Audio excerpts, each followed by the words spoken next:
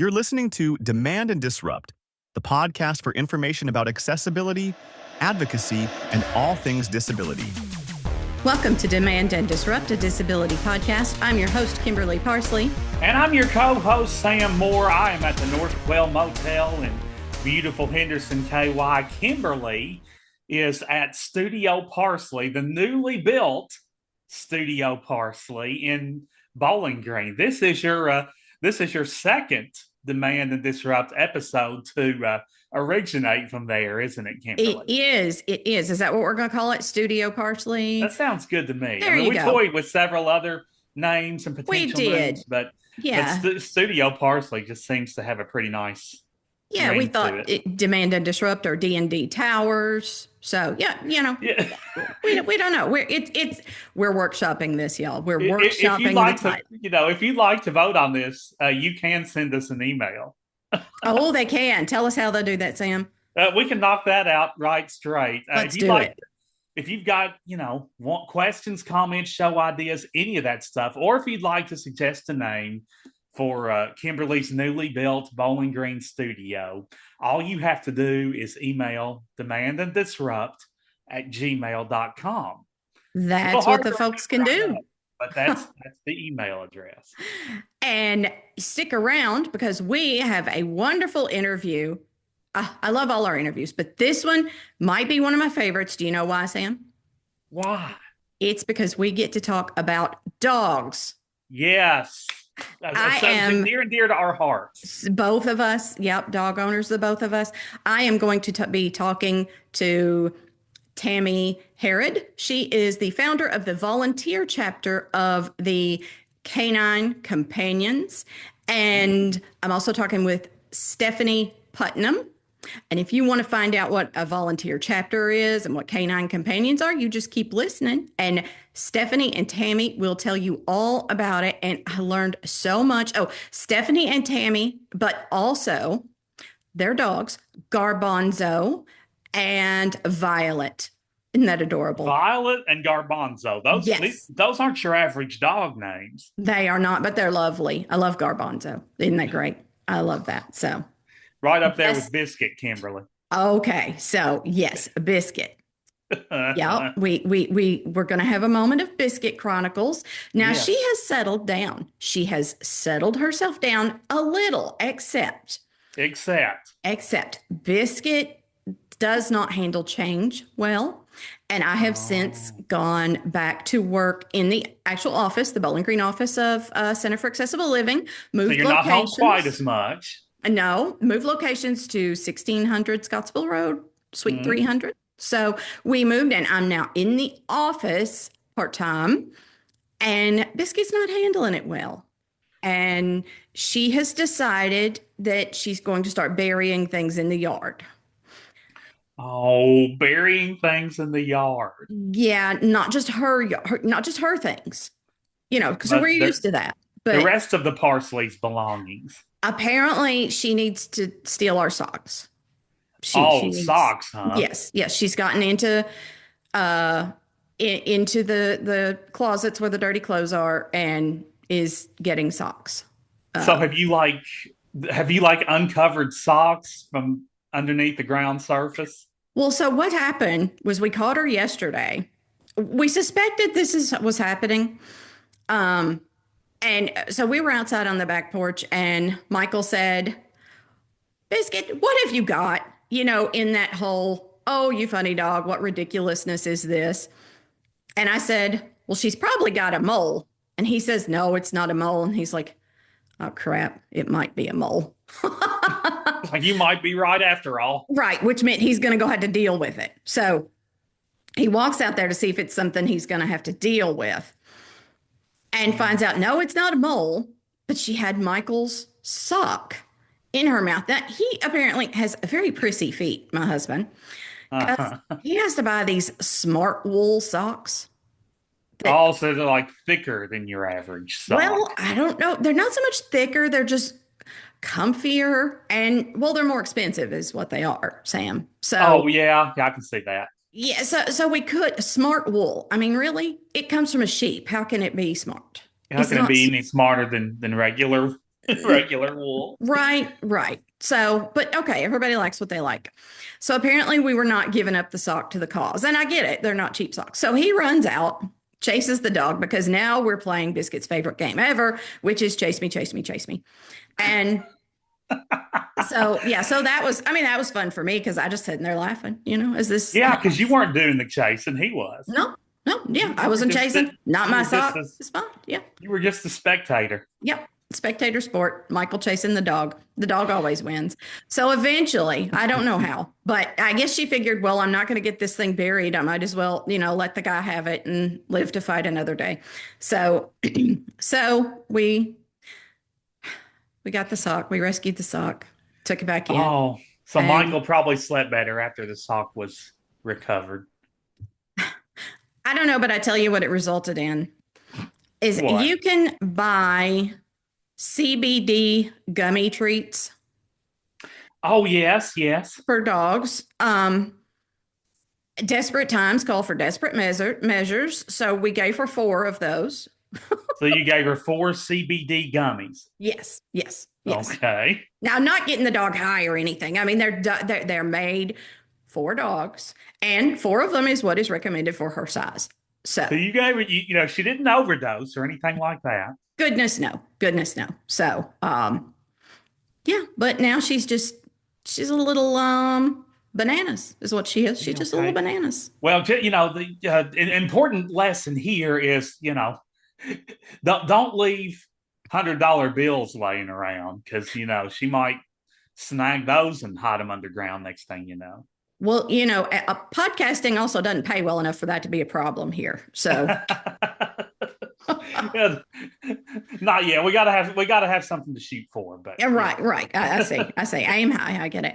Now you have a dog, and yeah. if people listen closely to the last episode, there at the end, wasn't the last episode at the end? I know what you're talking about. Either last episode or 2 episodes ago. Towards the end, you can faintly hear JoJo yapping in the background. And you can. And I love dogs everywhere and more dogs for me. That's my motto. So tell me about your dog, JoJo. JoJo. Tell the fine folks about JoJo, Sam. I'll tell you, she's one of a kind. She doesn't. Her energy runs out faster than it used to naturally with age because she's going to be 14 in August, Kimberly. Oh my goodness. Now 14 in dog years is 98. I was about to say that's math waiting to happen is what that is, and I ain't doing it. Years old. And I wouldn't have been able to come up with that number so quick if I had just figured it out for the first time. I thought about it before. Mm-hmm. So that made it quicker. But anyhow, if she can she's a little dog, right? She's a tiny dog. She's still a little dog. Yeah, she's like, about 8 pounds, 8 or 9. Sam, you have a purse dog. I'm jealous. Yeah, that's total opposite of Biscuit, isn't it? Yeah. Because Biscuit's a big one. But yes. But anyway, yeah, she can still scoot in short increments, but like I said, her energy just runs out quicker than it used to because she's getting old. But like Biscuit, JoJo does not respond well to people not being home as often because during the school year, mom still teaches, she's an assistant part-time in Jefferson Elementary School 3 days a week. And so when she leaves, especially that first week of school when mom starts, she really lets me hear about it. And she'll be barking at the top of her lungs and howling like, she's worried that she's been forgotten about. And so I guess she and Biscuit can kind of relate there because I know Biscuit hasn't been responding well to you being in the office part-time now. Dogs get I think they're routine oriented, don't you? I think they like their routine. Yeah, they get used to you being in a certain place at a certain time. But anyway, we were talking off air, Kimberly, about differences between big dogs and little dogs. And based on my experience, the biggest difference between big dogs and little dogs is, or one of the biggest differences, is the bark. Like JoJo's bark is generally pretty high pitched, and Biscuit's bark. It's been a while since I've heard it, but I'm betting Biscuit has a pretty low pitched bark. Yeah, yeah, she's got a deep. She also will revert to like growl menacingly, like really, really. If something startles her, she'll bark real big and it's deep. But if there's a lot of growling, you know. Yeah, yeah, that's another thing to bear in mind for those of us who are, blind or visually impaired. If you're taking a walk, you hear a high pitched dog, um, that means it's probably a small one. Not necessarily harmless, but small. Now, did you ever have a guide dog? No, I haven't. Not to this point. I guess never say never. I have learned that in life, but not to this point. And I've heard good and bad. Different strokes for different folks. Everybody's got Absolutely, different preferences. But I know No, you had a guide dog during your college days, didn't you, Kimberly?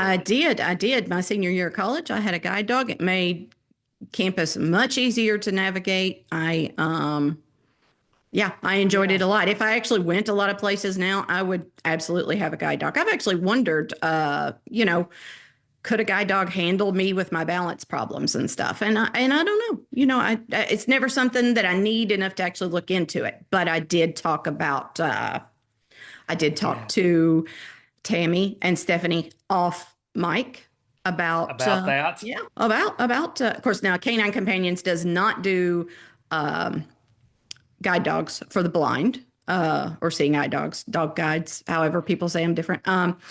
They don't do that. They do service dogs for people, with all manner of disabilities. I think I don't know. Yeah, maybe people that struggle with anxiety and that sort of thing. I don't know that they do that now.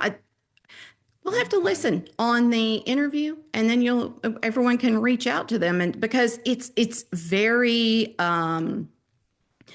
personalized, and what you fill out the application telling them what your disabilities are, and I think they have experts who look at that, expert dog trainers, and go, would a dog help with this? How can we help with this? And so they sort of assess your needs and determine how appropriate a companion dog would be. Yeah.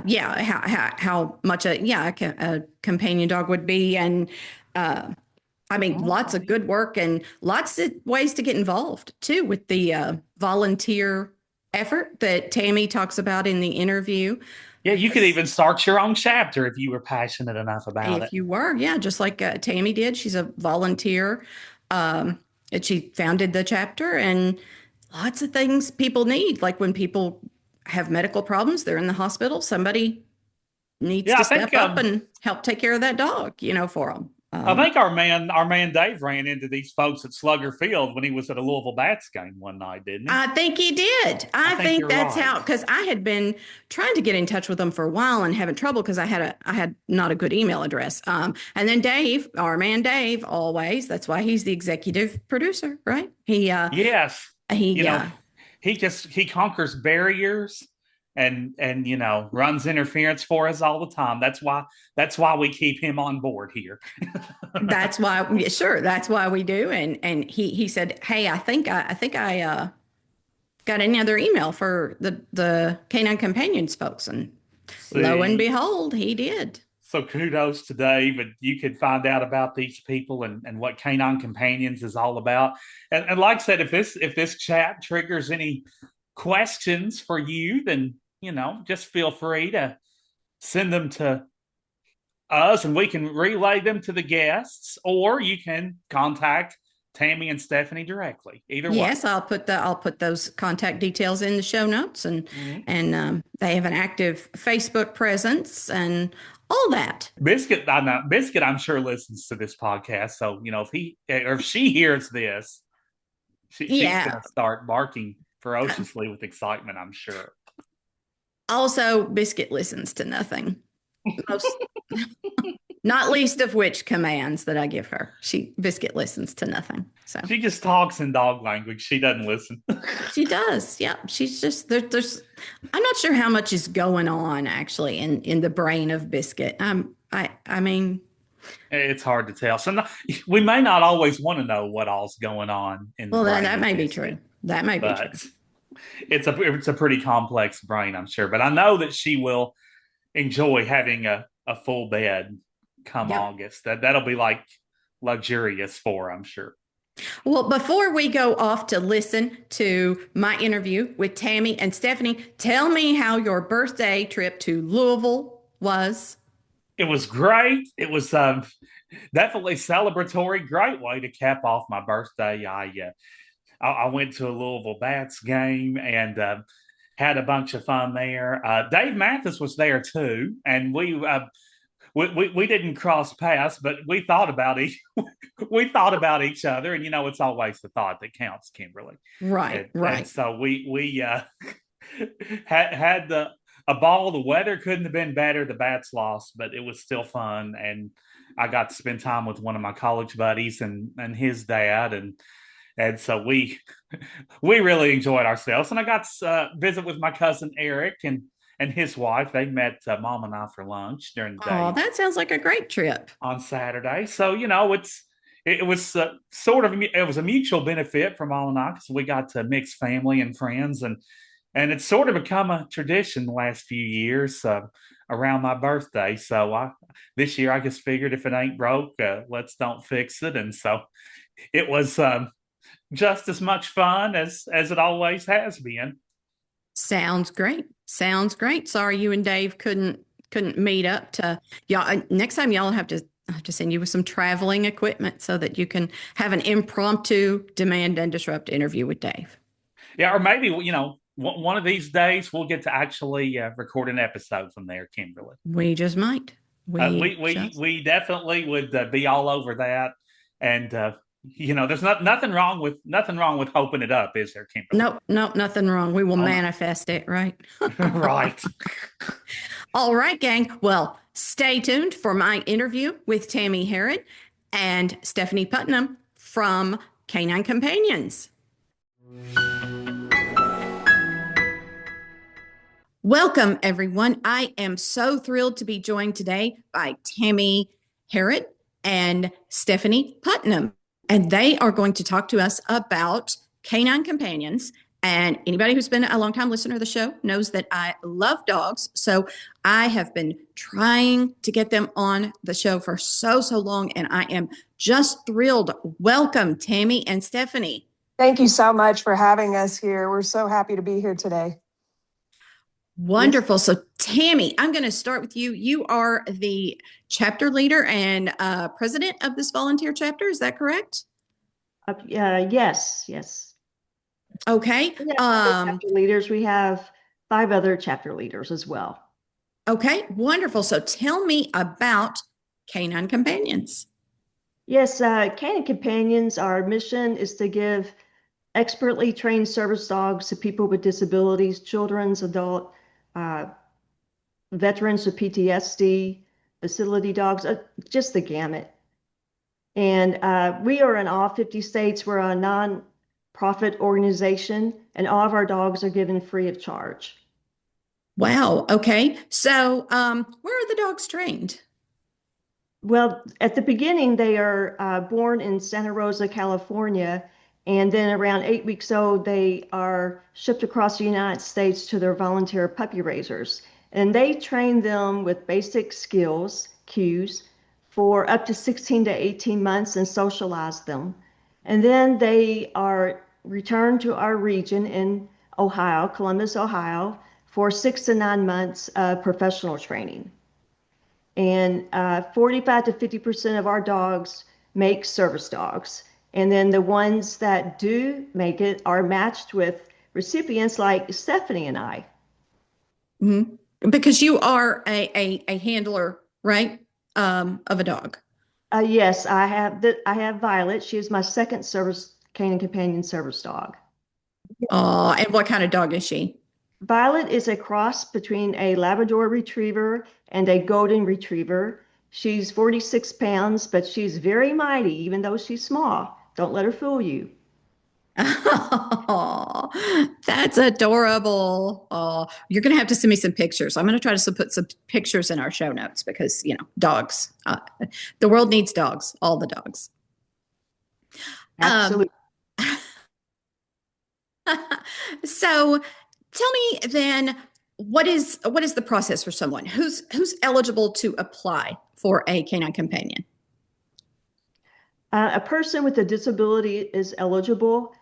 From age 5 on up, they are eligible to apply.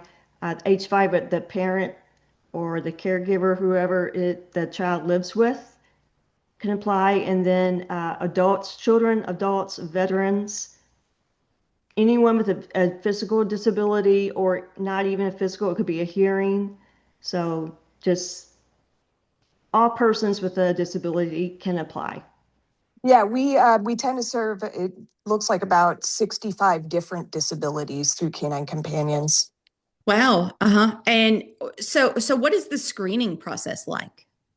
You go to canine.org and you can download an application off of the website and you start filling out the paperwork. You can obviously have someone help you fill out the paperwork. And it begins with this application. And the application is a little bit of a getting to know you process, also information for a potential recipient and someone coming through into the process. And it's for the trainers and people who are in the graduate services and in the services departments for reviewing these applications and finding what type of dog is going to best suit your needs and your goals. Okay. Okay. And so Stefanie, let's talk about, tell me about yourself.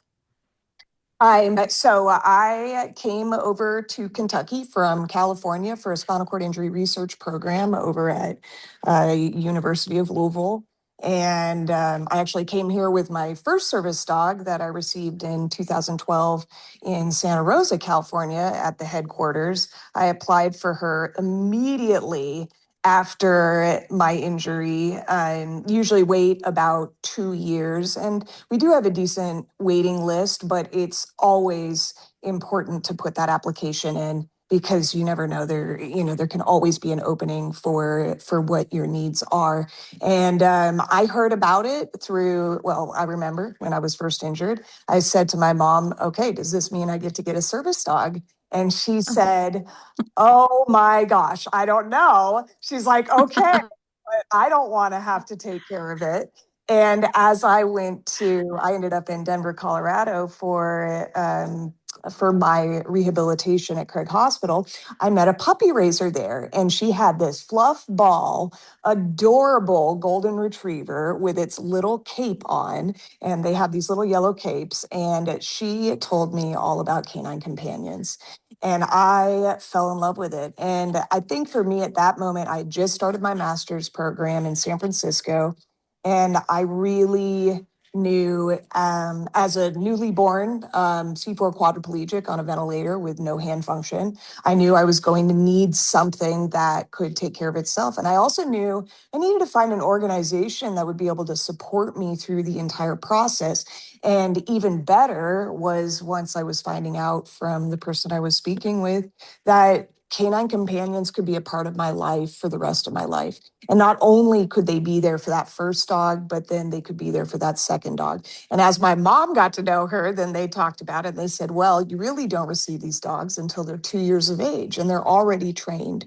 So the real part is actually when you get to training camp for 2 weeks and you go and I took my caregivers with me, and it was at a campus and kind of staying in these dorms, and it was wonderful. And the best kind of college there could possibly be, because all you do is have puppies all around you.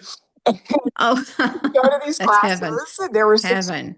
six people in my class looking for service dogs, and we all had different abilities, facing different challenges. And I think one of the most reassuring things for my mom and my potential caregivers were that I was there to be trained how to utilize the service dog. And not only that, for them to be able, the trainers, to be able to start to customize that dog to my needs and to specifically what I was going to need. And at that infantile stage of my spinal cord injury, I was still learning what adaptivity was and what it looked like to make a leash, for instance, adaptive to fit around my wrist, because I didn't have hand function. So I think there were a lot of interesting connections, and it was very heartfelt with the trainers and those experiences, because they work with so many different people. I didn't have to invent anything. They were like, oh, okay, let's put a ring around this part of the collar so that she can slip it over more easily by hooking her thumb through. Or let's teach the dog how to do a step, like step up on the footplate of my wheelchair, to get its head closer to her so that she doesn't have to reach, since I couldn't move very well.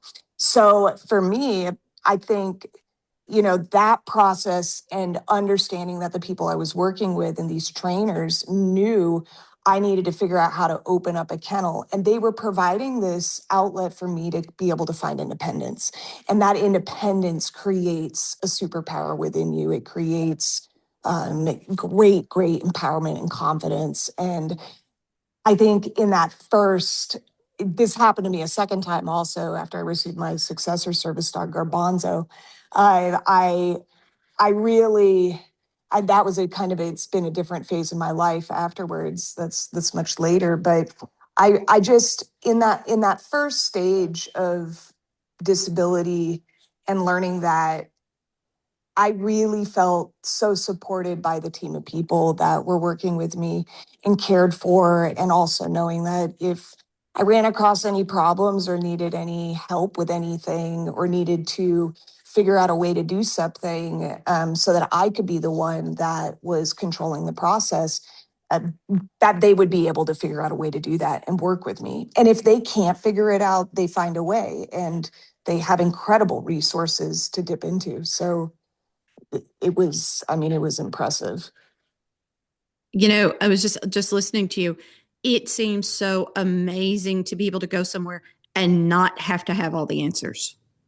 Absolutely. Absolutely. And that's a part of it. I think there's a big fear behind, you look at, oh my gosh, okay, well, that here, a service dog can bring these improvements to your life. And then you start to think, well, what all can they do? It's just a dog, right? So then, when you're not a part of that world and you're just coming into it, you have to learn, just like when you're in disability for the first time and you haven't grown up with it, you do have to learn. You have to learn, okay, well, if I lean too far right and I try to pull the door and I don't have my belt on, I'm going to pull myself out of my wheelchair, and then I've got a problem.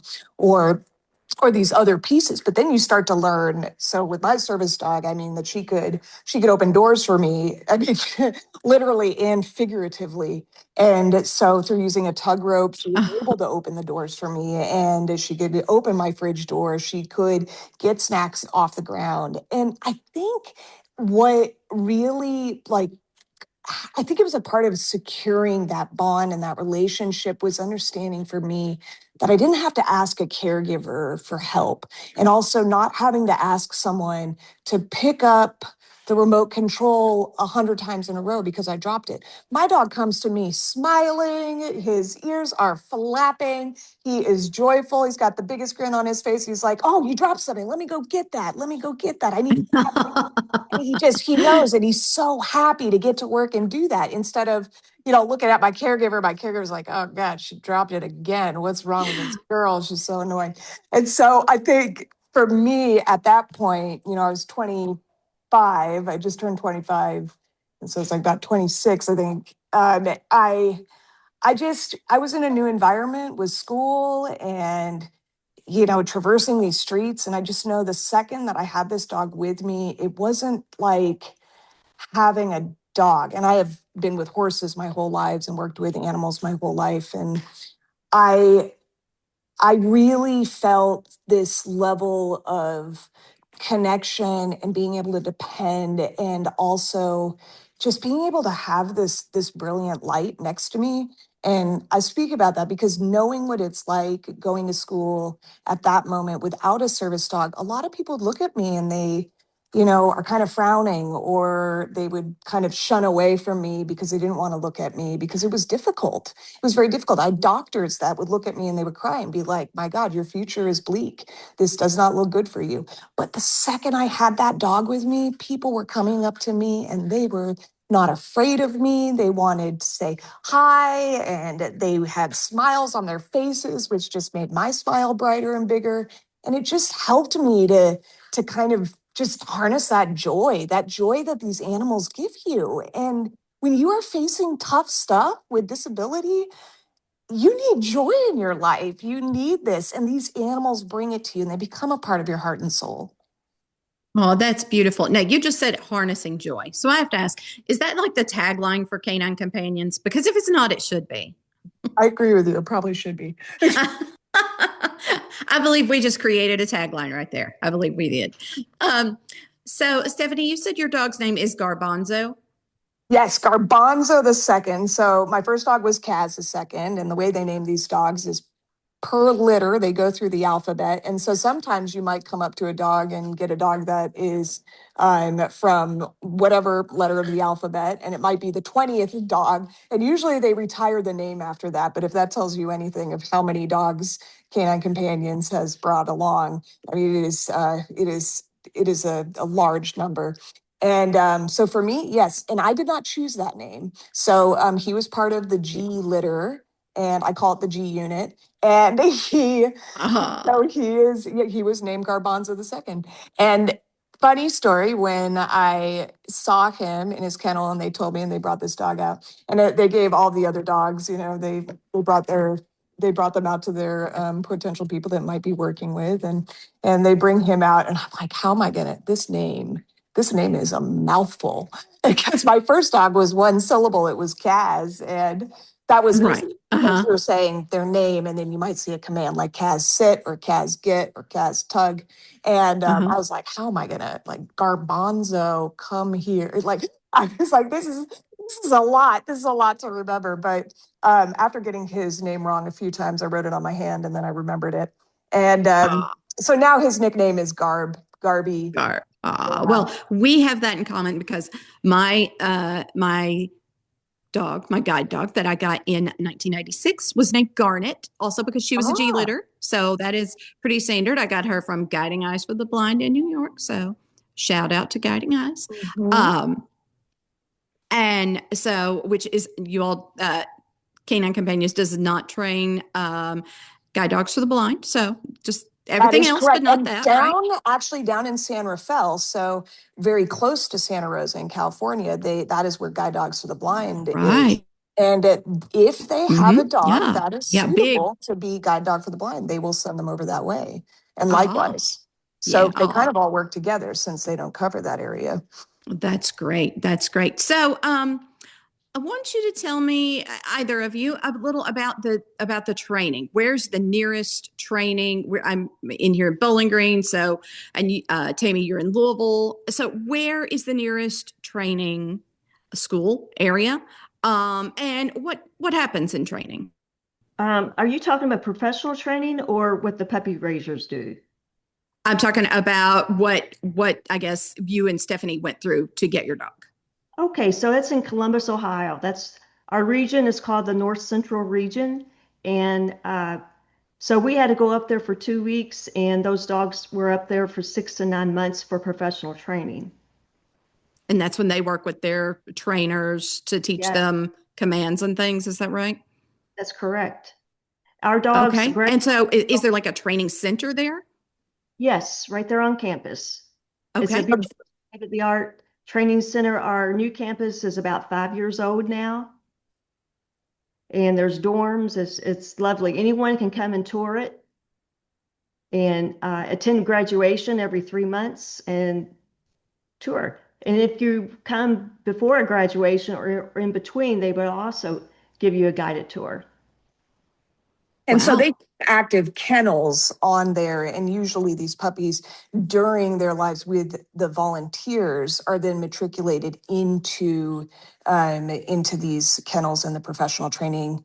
And the trainers, they will come out and they will I almost I think of it in terms of the horse training, but they really sharpen them up. They make sure that they're ready to go. They're also always evaluating these dogs and thinking about their potential partners that are on the other end.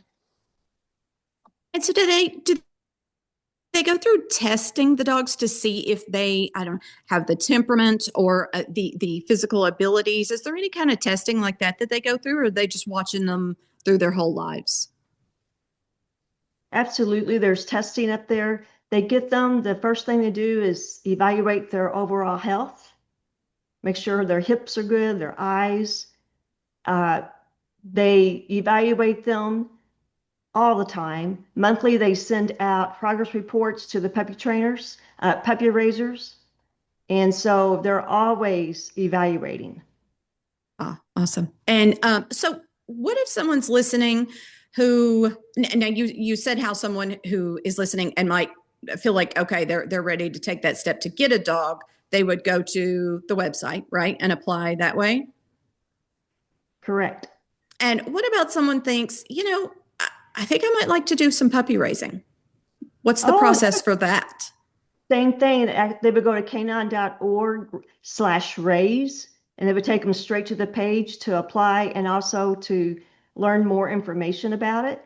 Okay. And so they would raise dogs at their house, right? At their own home? Yes, they would. For And 16 months, yes. And that would be like housebreaking, socializing. Yes.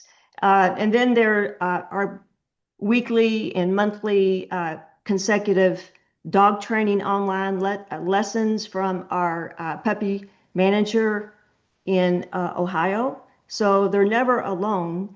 And there's also puppy raisers right here in Louisville. And we definitely need puppy raisers. And if you know of anyone that's interested, you can send them my way. And as a chapter leader, I would be happy to assist them in helping them to apply or even join in our chapter. And you can even co-raise. We also have college students that raise puppies. There are prison puppy raising programs as well. But definitely for volunteers or people interested, I ran into someone the other day at the store and she was like, I don't know what to do with this next part of my life. And I said, well, have you thought about raising a puppy? Because it is fun. And we were talking about it. And Tammy, if you can tell Kimberly about kind of the co-raising and that now you can raise kind of in the beginning or the middle, or you can be a finisher. Yes, most definitely. Co-raising is very effective.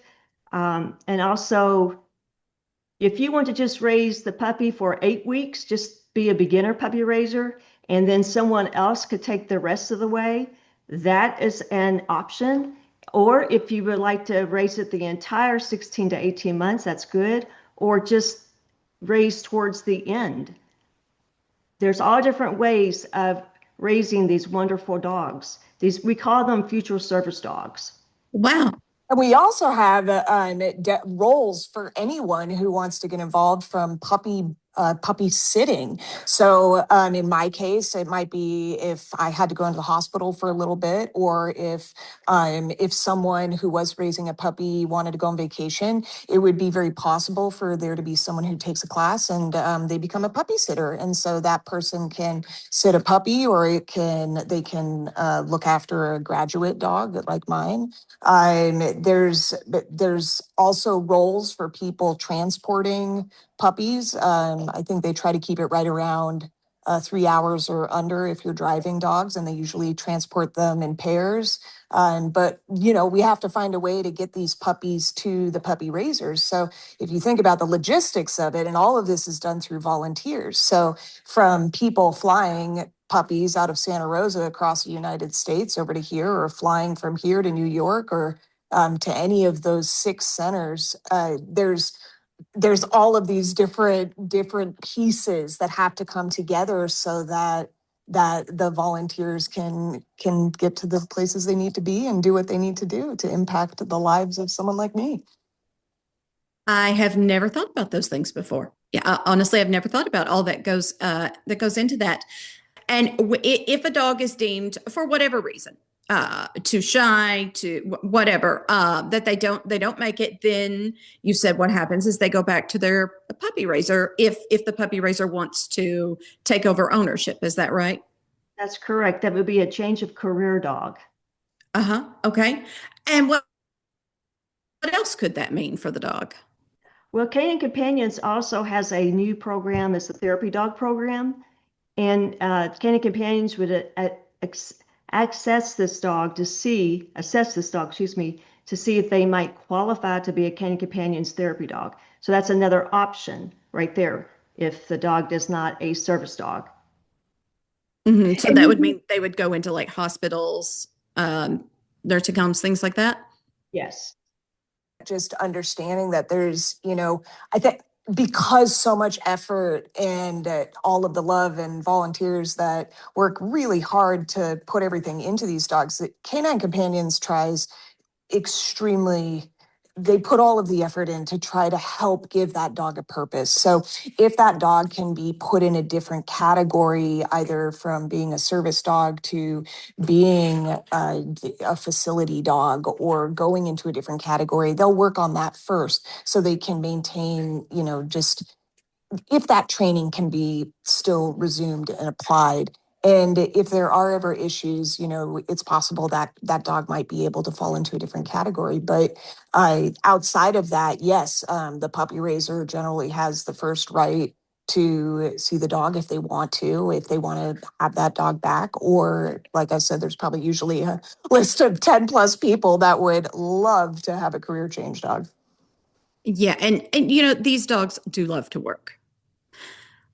I remember with my guide dog, she would see the harness and get so excited. And that's one of the ways that when your dog is getting ready for retirement is they're not so excited to see the Yes. harness come out, or to get that clue that they're Yes, I was really that they're lucky. working. They don't. Yeah, my dog, my first dog, she went till she was 13 years old. She was amazing. Oh, And that's great. yeah, she was awesome. And then, I kind of got the clue that it was probably time. And it actually happened in a moment in time in my life that it worked out that I was able to then retire her. And I waited a short period before getting my service dog. I actually ended up on bed rest for about a year and from a skin sore. And so I knew I needed to wait and I needed to get strong again before I could receive that second dog. And when Graduate Services, they reached out to me and they said, "Oh, hey, Steph, are you ready?" And I was like, finally, I had to get that muscle back to get back up into the wheelchair to get strong enough to be able to go to training camp and do all of that. I got there and I was like, yeah, no, I'm ready. I'm ready to get back to that second dog. But I'm looking at the future of the service dog I have now with Garbanzo, and I can see a room where, I'll probably retire him closer to when he's 10 years old and then bring in a second dog and work with both of those dogs. I'll retire him and then he won't be a service dog anymore. And then the new dog that I'm working with would become that service dog. So I think you really have the option to do it either way. The overlap for me, I'm realizing after that last experience would be extremely important to my independence and maintaining that independence. Mhm. So for me, it's really about functional skills at that point. Like I need to have this dog so that I can go get cans off the shelf at Kroger and do the things that I want to do independently and be able to, have the dog take my jacket off or help me get dressed or provide that assistance during the night that I need if I have to tug a pillow out from underneath me or I drop something on the floor. I need that. I need that 24/7. And I don't have enough waiver services to get caregivers all the time. And dogs are far less annoying. So sorry, caregivers. No, I dogs are the best. Dogs are the best. But Tammy has an experience. I think Tammy, you did it differently, correct? I did. So I retired Gage when he was 11. Actually, at team training is when I retired him. And then I continued on in team training with Violet. And so Gage stayed with my dad while my husband and I were up there. And then Gage when Violet and I returned home and Tony, Gage became a puppy again. He got to play with Violet, and she just, I don't know, Aw. she just did something for him. And he lived for another year. So he passed away at 12, and we just really miss him. But yeah, I'll overlap because I know I never want to be without a service dog. The help that they give you is phenomenal, and the companionship is like no other. Yeah. Well, Tammy, did you find that Gage also helped to, train Violet a little bit? Yeah, a little bit. I mean, he really just wanted to play with her. Yeah. Because they talk about that too, is sometimes the influence of them seeing the other dog working, the other dogs are like, hey, get it together, you got to pick this up for her. There's a little bit of that goes on where they're like, they herd the other dog into kind of trying to, nope, we got work to do. We got to do this.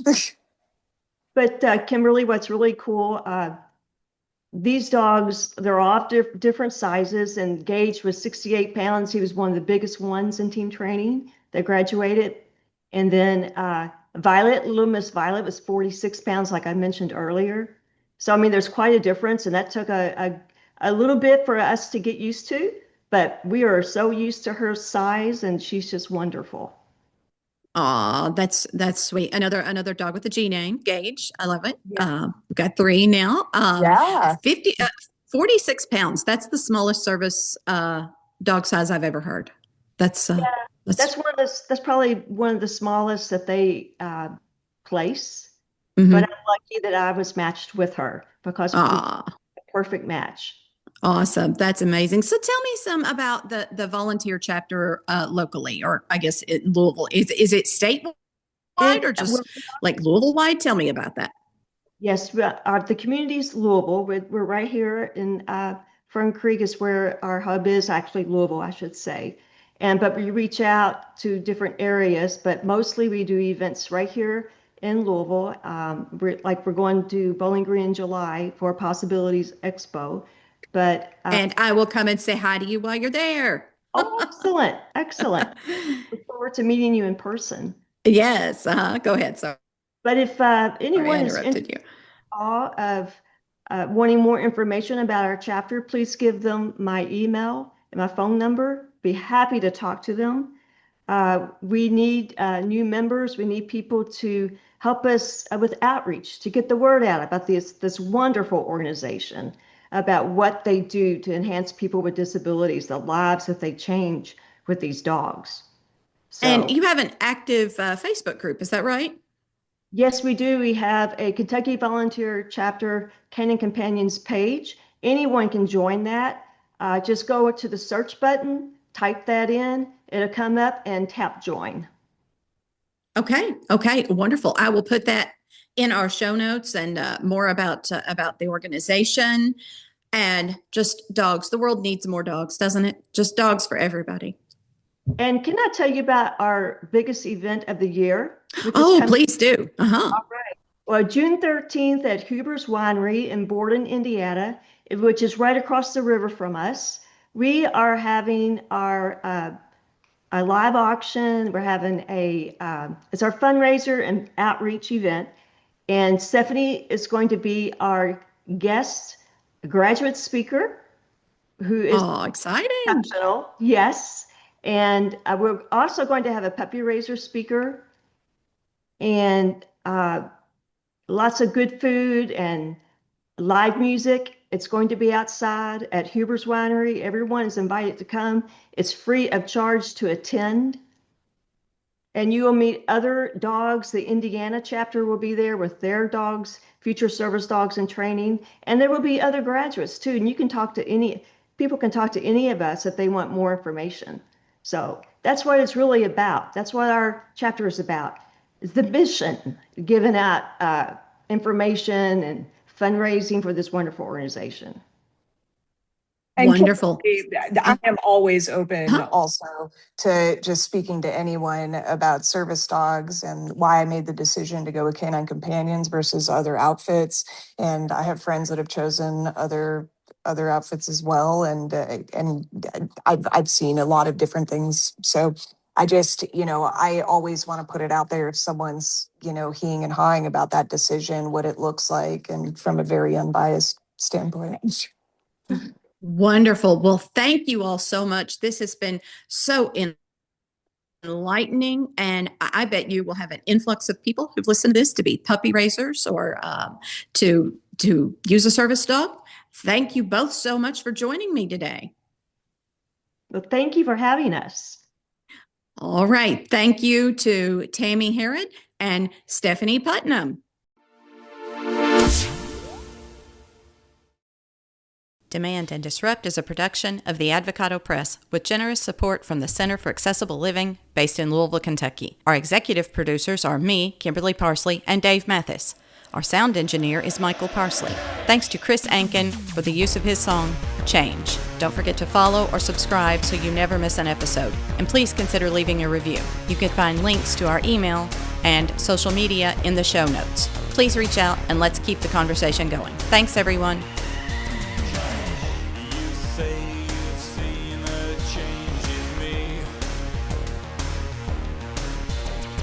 Just for once, I think I would agree.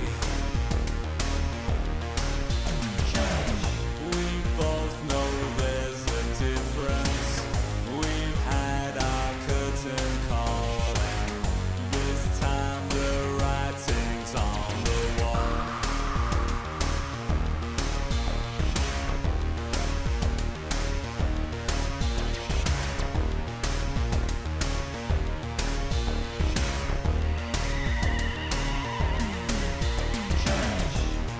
War of words we can't defend.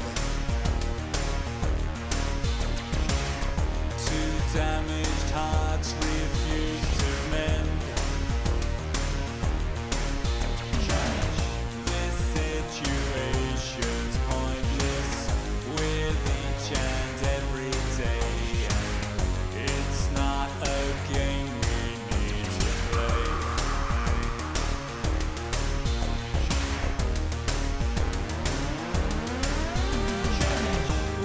Try to make things better, repair and rearrange things, but each and every letter spells out the need for us to open up our minds and hearts to change.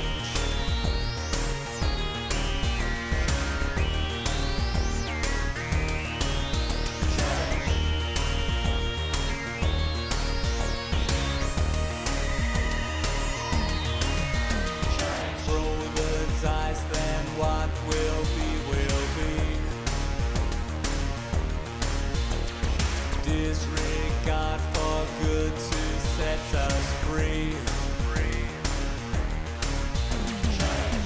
There's just no way of knowing if love lives anymore. Turn out the light, then close the door.